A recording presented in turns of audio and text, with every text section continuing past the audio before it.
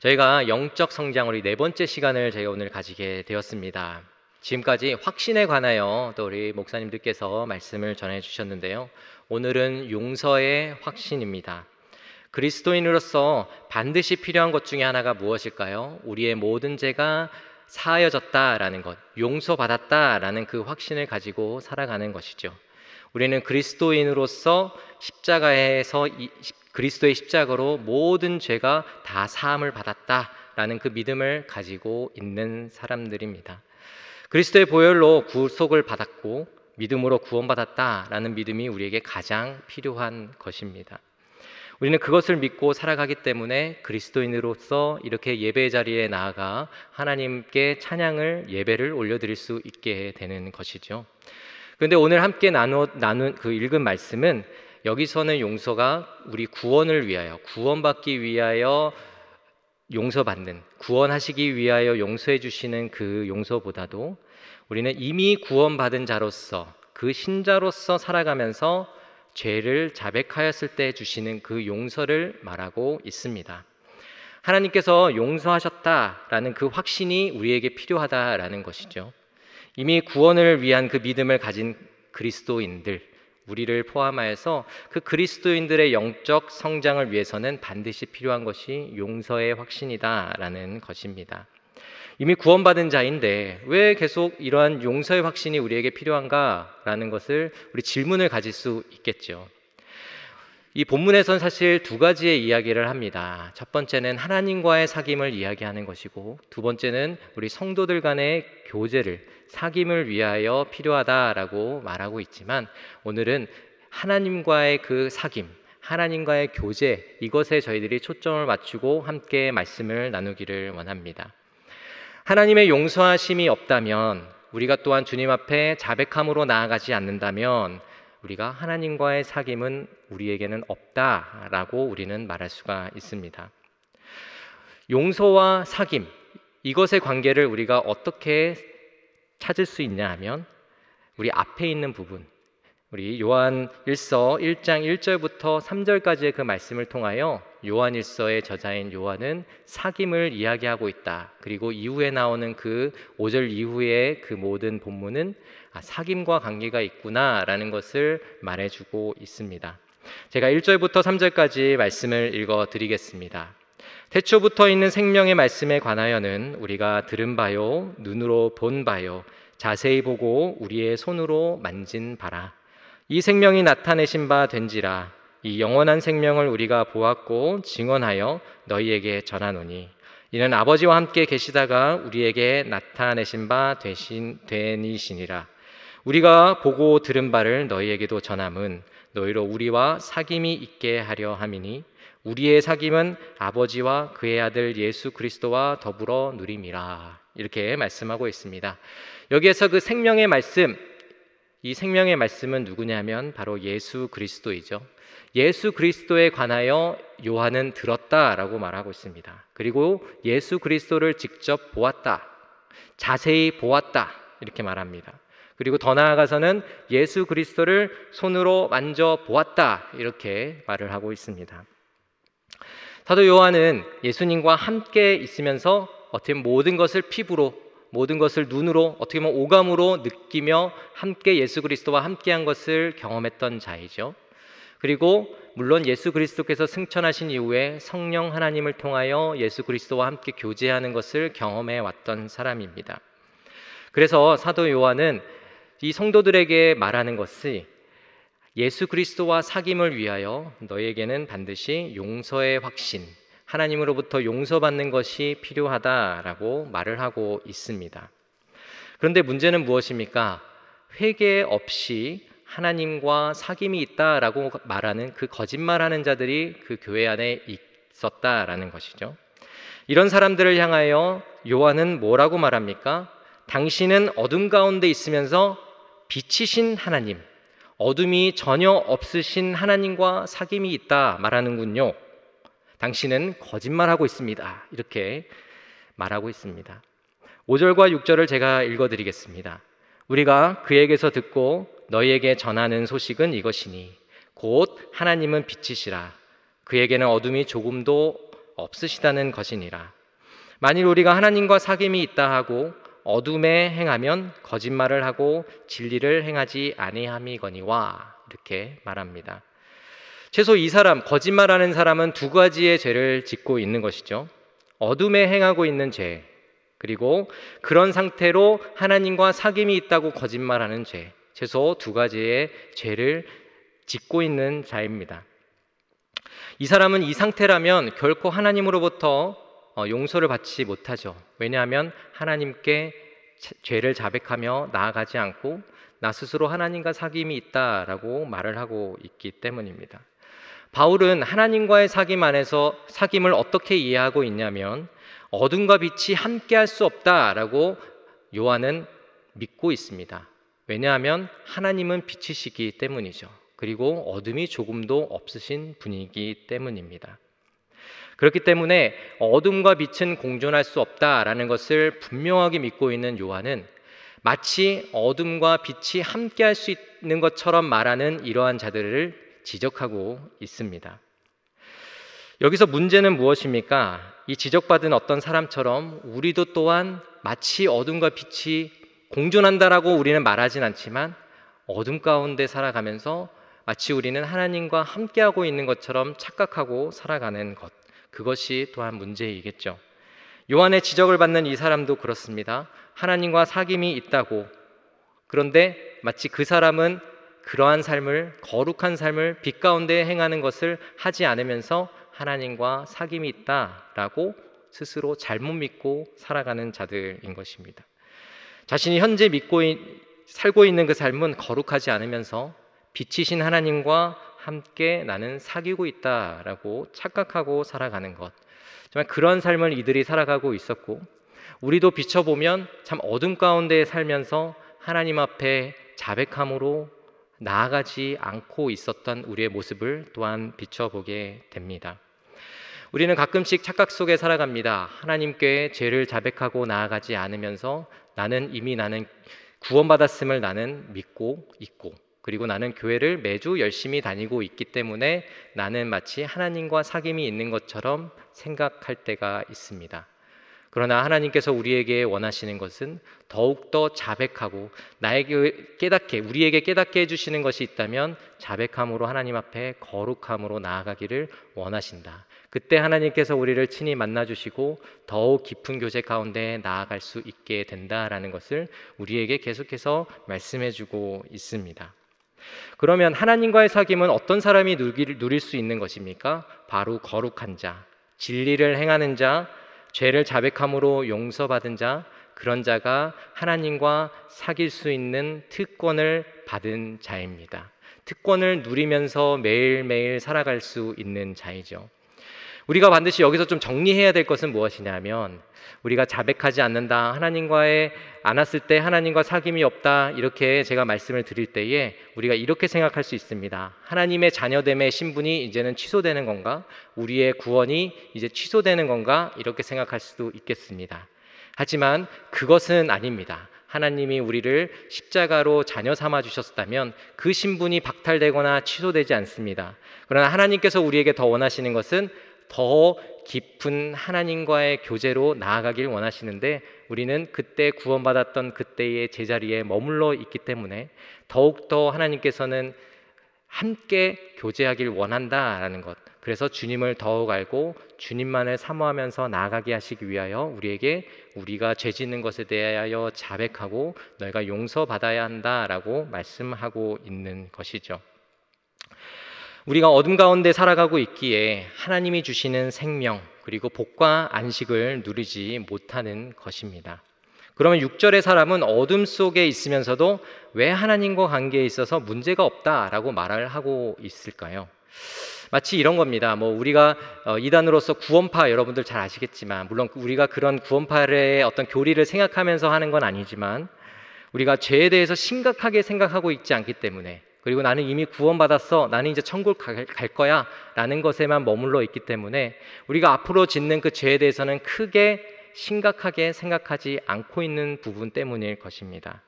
또 하나라면, 죄를 지어도 하나님이 우리에게 징계하심이 없기 때문에, 내 삶은 너무나도 평온하기 때문에 그것에 대해 심각하게 생각하고 있지 않기 때문일 것입니다.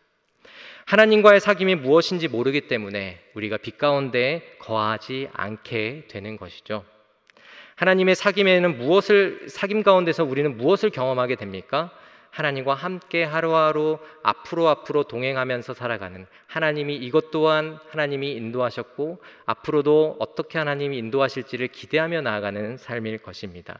그리고 하나님의 그 거룩하심을 깨닫고 경험함으로써 더욱더 나의 죄성이 드러나고, 그것이 나를 위축하는 것이 아니라 이제는 더욱 주님 앞에 모든 것이 다 주님께 속하였고 나는 주님 앞에 자백함으로 나아갈 때에 나를 온전히 이끌어 주시는 분이심을 믿고 나아가는 것, 그것이 바로 하나님과의 사귐으로서 얻게 되는 것이죠. 죄로 눌려 사는 것이 아니라 주님의 멍에가 더 가볍다라고 여기고 주님과 함께 하루하루를 살아가는 삶일 것입니다. 반면에 어둠 가운데 행하면서 회개하지 않는 것에 대해서 브라이언 채플이라는 그 신학자는 어떻게 말하고 있냐 하면, 은혜가 이끄는 삶에서 이렇게 말하고 있습니다. 성경 어디에도 사랑을 하나님을 배반하기 위한 은혜와 용서라고 정의하는 데는 없다. 만일 우리가 회개하지 않고 계속 죄 가운데 거한다면 하나님의 은혜가 우리에게 있다고 주장할 수 있는 성경적 근거가 없다.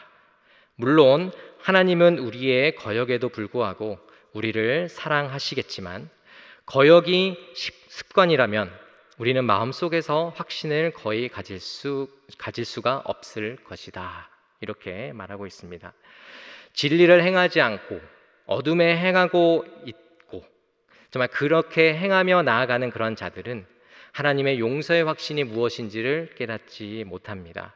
그리고 하나님이 우리를 용서하심으로 우리에게 베풀어 주시는 은혜가 무엇인지 모르겠죠. 요한은 진리를 행하지 않는 자에 대해서 8절과 6절에서 조금 다른 표현이지만 같은 의미로서 반복하여 말하고 있습니다. 8절과 10절 제가 읽어드립니다. 만일 우리가 죄가 없다고 말하면 스스로 속이고 또 진리가 우리 속에 있지 아니할 것이요. 만일 우리가 범죄하지 아니하였다 하면 하나님을 거짓말하는 이로 만드는 것이니 또한 그의 말씀이 우리 속에 있지 아니하니라. 6절, 8절, 10절의 말씀은 같은 이야기를 하고 있습니다. 진리를 행하지 않는 자, 그리고 진리가 속에 있지 않은 자, 말씀이 속에 있지 않은 자, 같은 말이겠죠. 진리, 말씀이 속에 있지 않으면 어떤 결과를 초래하게 될까요? 아까 말씀드린 브라이언 채플은 이렇게 말합니다. 제가 천천히 읽어드리겠습니다. 죄에 대하여 슬퍼하거나 하나님과의 관계를 염려하지 않는다. 성령의 감동을 받지 않은 마음은 하나님의 임재를 원하지 않는다. 오히려 그의 길을 미워하여 그의 사랑에 대해 마음을 완고하게 할 뿐이다. 이렇게 말하고 있습니다. 죄에 대한 부대낌이 없는 것이죠. 하나님의 임재에 대해서는 전혀 관심이 없습니다. 지금 현재 큰 문제, 지금 현재의 그 큰 어려움에 대해서 내가 지금 느끼고 있지 않는다면 우리가 하나님 필요합니다 라고 찾지 않는다라는 것이죠. 반면에 진리와 말씀이 속에 있는 사람, 그 사람은 어떠한 반응을 하면서 살아가게 될까요? 시편 139편 24절을 함께 읽어보도록 하겠습니다. 시작. 내가 무슨 악한 행위가 있나 보시고, 자신의 죄가 있다면 말씀해 주십시오. 나는 죄를 자백함으로써 주님께 나아갑니다. 주님께서 나를 영원한 길로 인도해 주옵소서. 정말 이런 간구를 하며 나아가는 자가 바로 주께 자백하며 나아가는 자고 주님과 사귐이 있는 자이죠. 하나님의 임재를 경험하지 못하고 있고 또한 기도할 때나 말씀을 읽을 때나 하나님이 주시는 그 충만함을 내가 경험하지 못했을 때 이러한 사람들은 슬픔을 느낍니다. 하나님께 더욱더 찾고 찾아서 주님 나와 함께 하심을 더욱 경험하며 나아갈 수 있게 도와주십시오. 또 주님을 더욱 알기 원합니다 하는 소망함으로 나아가게 되는 것입니다. 이렇게 그 안에 진리가 있고 그 안에 말씀이 있는 자의 그러한 삶으로 나아갈 때에 주님께서는 우리를 더욱 깊이 만나 주시는 줄 믿습니다. 그리고 그런 것을 경험하면 경험할수록 더욱더 거룩함으로 나아가는 것이 나에게 가장 큰 기쁨이며, 또한 예수 그리스도를 의지하며 나아가는 것이 나의 가장 큰 행복임을 알고 나아가게 될 것입니다. 어둠으로 절대로 이런 사람들은 행하지 않으려 할 것이죠. 제가 얼마 전 김창옥 쇼, 요즘에 김창옥 쇼라는 프로그램을 또 계속 하고 있더라고요. 그 김창옥 쇼를 제가 본 적이 있는데요. 그분이 이제 여대에서 강의를 좀 했었던 적이 있다고 합니다. 그때 여학생이 이런 질문을 했습니다. 남자친구가 지금 군대에 갔는데 이 남자친구를 기다려야 할까요? 말아야 할까요? 이런 질문을 했다고 하죠. 그때 이 김창옥 씨는 이렇게 얘기했답니다. 이때가 아주 좋은 찬스입니다. 이렇게 얘기했다는 거예요. 그랬을 때 그 여학생은 바로 그 군대 간 남자친구를 기다리지 않고 다른 사람을 찾을 수 있는 기회다라고 대부분이 아마 이해했을 것입니다. 근데 그분이 뭐라고 얘기했냐면, 남자친구를 내가 진짜 좋아했는지, 그리고 남자친구가 그냥 좋아 보였던 것인지를 확인할 수 있는 가장 좋은 기회입니다. 이렇게 얘기를 했습니다. 그러면 좋아하는 것과 좋아 보이는 것의 차이는 무엇일까요? 이렇게 다시 질문을 했습니다. 그때 뭐라고 대답을 했냐면, 만약에 좋아한다면 그만큼의 대가를 지불하려고 할 것입니다. 하지만 그냥 좋아 보였던 거라면 그만한 대가를 지불하지 않으려 할 것입니다. 그러니까 시간이라는 대가 지불을 좋아한다면 할 것이고, 만약에 그 시간이 너무나 아깝다고 여긴다면 그것은 좋아 보였던 것이었다라고 판단하면 될 것이다 라는 얘기겠죠. 우리는 빛 가운데 거하지 않고 죄를 범하며 살고 있다면 우리는 어디에 대가를 지불하고 있는 것입니까? 죄 가운데 거하는 것에 지불하면서 사는 것입니까? 무엇입니까? 하나님과 교제가 너무나도 간절하고 갈급하고 간절한 정말 그런 마음으로 하나님을 만나기 위하여 지불하는 대가 지불, 정말 그것을 하고 있는지, 아니면 우리가 죄 가운데 거하면서 그것에 맞는 대가를 지불하고 있는지 우리 자신을 돌아보아야 할 것입니다. 죄된 삶을 위해 대가를 지불하였나요? 아니면 하나님과 함께하는 삶을 사모하여 하나님과 거룩함으로 교제하기를 원하여 대가 지불을 하였나요? 우리가 또 거룩한 삶을 위하여 나는 정말 대가 지불을 하면서 살고 있습니다 라고 마음속으로 말씀하시는 분도 계시겠고, 아니면 내가 그거와 반대되는 삶을 좀 살았습니다 라고 하시는 분도 계실 수 있을 것입니다. 만약에 후자라면, 이미 죄된 삶에 내 아이의 대가를 지불하며 살았는데 그러면 저는 어떻게 해야 됩니까? 라고 했을 때 하나님께서는 우리에게 방법을 제시해 주십니다. 그것이 바로 무엇입니까? 우리 9절의 말씀이지요. 우리 함께 9절의 말씀을 읽어보겠습니다. 시작. 만일 우리가 우리 죄를 자백하면 그는 미쁘시고 의로우사 우리 죄를 사하시며 우리를 모든 불의에서 깨끗하게 하실 것이요. 우리가 우리의 죄를 주님 앞에 가지고 나아가 회개하면 하나님께서 우리의 죄를 용서하십니다. 그뿐만 아니라 그 죄를 다 기억하지 않으신다라는 것입니다. 더불어 어떤 일이 또한 일어납니까? 우리를 깨끗하게 하여 주셔서 우리가 하나님과 사귐의 교제를 나눌 수 있게 해주신다라는 사실입니다. 우리는 회개할 때 용서받았는지 받지 못하였는지 가끔 의심할 때가 있죠. 그리고 반복적으로 짓는 그 죄에 대해서는 이제는 용서받았다는 확신이 점점 약해져 갑니다. 용서에 대한 의심이 들어서 그 죄를 계속해서 생각하게 되는 것이죠. 하지만 예수 그리스도의 십자가를 붙잡을 때에 정말 그 모든 것들을 털어버리고 주님이 우리와 함께 하셔서 우리의 모든 죄, 우리의 모든 불의를 깨끗하게 하여 주실 줄 믿습니다 라는 고백을 하며 나아갈 수 있게 되는 것입니다.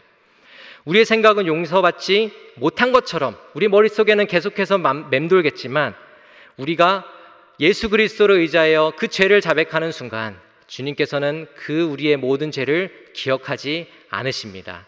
정말 이 죄사함의 은혜를 저희들이 믿고 확신하며 나아가시기를 주님의 이름으로 축복합니다. 또한 우리 세례받을 때에 이것을 꼭 확인해야 되는데요. 그것은 무엇입니까? 구원의 확신이겠죠. 예수 그리스도를 믿으십니까? 그러면 믿음으로써 그러면 지금 만약에 죽는다면 천국에 가실 것을 확신하십니까? 라고 했을 때 어떤 경우에는 마음속으로는 네 라고 대답을 하고 계시지만 그것을 참 자신 있게 말씀하지 못하실 때가 있습니다.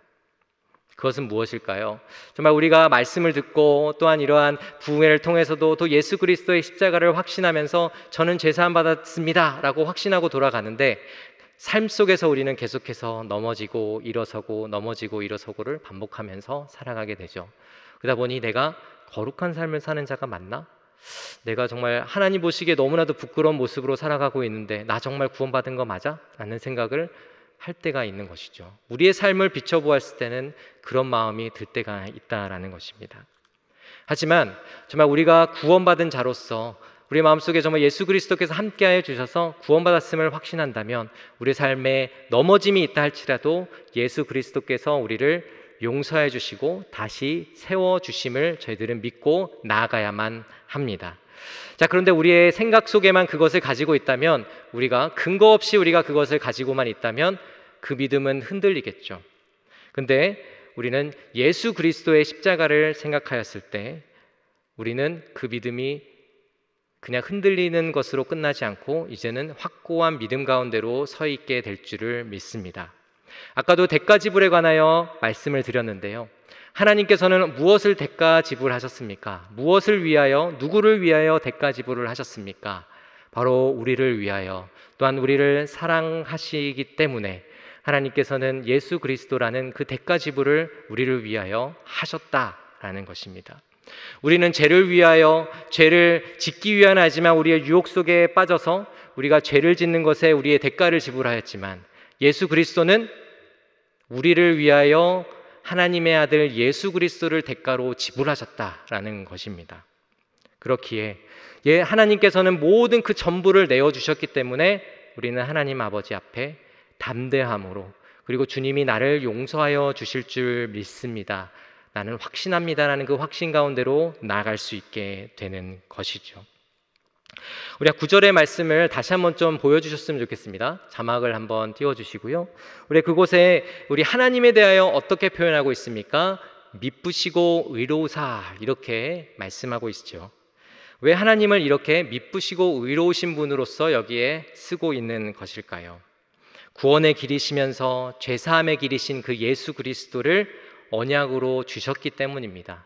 하나님께서는 미쁘시기 때문에, 신실하시기 때문에 그 약속을 위하여 이미 예수 그리스도를 우리를 위하여 대가 지불하셨을 때에 우리를 반드시 용서한다, 언제든지 너가 자백하며 돌아오면 나는 너를 받아준다라는 것을 예수 그리스도로 보여주고 있기 때문에 여기에서 미쁘시고 의로우신 분으로서 우리 주님을 표현하고 있는 것입니다. 죄를 사하시면서 모든 불의에서 깨끗하게 하신다, 그 표현은 무엇이냐면 어떻게 보면 여기에서 헬라어의 그 부정, 과거, 가정법 이런 표현을 사용했다 하는데, 자, 이것은 무엇이냐면 단회적인 그 동작을 말합니다. 우리가 단회적인 동작을 했을 때 한 번만 용서해 주시나 보다 이렇게 생각할 수 있겠지만 이것은 다른 의미를 가지고 있습니다. 하나님께서는 한 번에 이 예수 그리스도를 십자가에 달려 죽으심으로써 우리를 구원하셨고 이후에 모든 자백하는 자들에게 용서를 베푸시는 분으로서 한 번을 통하여 우리의 영원한 것을 하나님 소멸하시고 죄사함을 허락하셨다, 용서하셨다라는 것을 보여주기 위한 표현인 것입니다. 다시 말하면 죄사함의 효력은 완전하고 영원한 것이다 라는 것을 말하고 있습니다. 그래서 우리는 어떻게 해야 됩니까? 한 번의 이 제사로 화목제물 대신 그 예수 그리스도의 십자가, 정말 그 화목제물 되심으로써 우리는 그 죄를 자백하고 예수 그리스도를 의지하며 나아가기만 하면 주님께서는 언제든지 주님의 교제로 우리를 초대해 주시고 우리를 만나 주신다 하는 그 은혜를 이 말씀을 통하여 우리에게 보여주고 있습니다. 이렇게 이 진리가 우리 가운데 확신으로 자리 잡을 때에 우리는 지금 현재의 지은 죄, 그리고 지금까지 참 지어왔던 그 죄까지도 우리가 모두 회개함으로 용서받을 수 있다라는 것을 말씀하고 있습니다. 회개해야 할 것을 생각하면 우리의 마음을 참 불편하게 합니다. 또 그것이 떠오를 때면 우리를 막 누르는 것 같고 괴로워하기도 하죠. 하지만 하나님께서 우리를 그 죄를 일깨워 주신다면 우리는 그 주님 앞에 회개함으로 나아가야만 합니다. 주님께서 돌이켜서 내가 너와 함께 하길 원한다. 내가 너와 거룩함으로 빛 가운데로 나아가 함께 교제하기를 원한다라는 우리에게 보내주시는 신호라고 믿습니다. 자, 우리의 마음에 어려움과 찔림이 있다 할지라도 우리가 예수 그리스도께 온전히 예수 그리스도만을 의지하여 주님께 자백함으로 나아가는 우리 성도님들 되시기를 주님의 이름으로 축복합니다. 우리 말씀을 정리하겠습니다. 말씀을 정리하면서 우리 잠언 말씀을 좀 함께 읽어보도록 하겠습니다. 우리 잠언 28장 13절의 말씀입니다. 같이 읽겠습니다. 시작. 자기의 죄를 숨기는 자는 형통하지 못하나 죄를 자복하고 버리는 자는 불쌍히 여김을 받으리라. 아멘. 우리 주님께서는 하나님과의 사귐을 사모하며 기대하며 우리의 죄를 자백하고 나아올 때에 우리를 불쌍히 여겨주시고 우리를 용서하여 주시고 우리를 품으로 안아주십니다. 그러니 우리가 성령 하나님께서 우리의 마음속에 비춰주시고 깨닫게 하여 주시는 것이 있다면 비록 그것이 불편하다 할지라도 우리가 스스로 죄 없다 하는 일을 행하지 아니하고 우리가 겸손히 주님 앞에 죄를 자백하며 나아가기를 원합니다.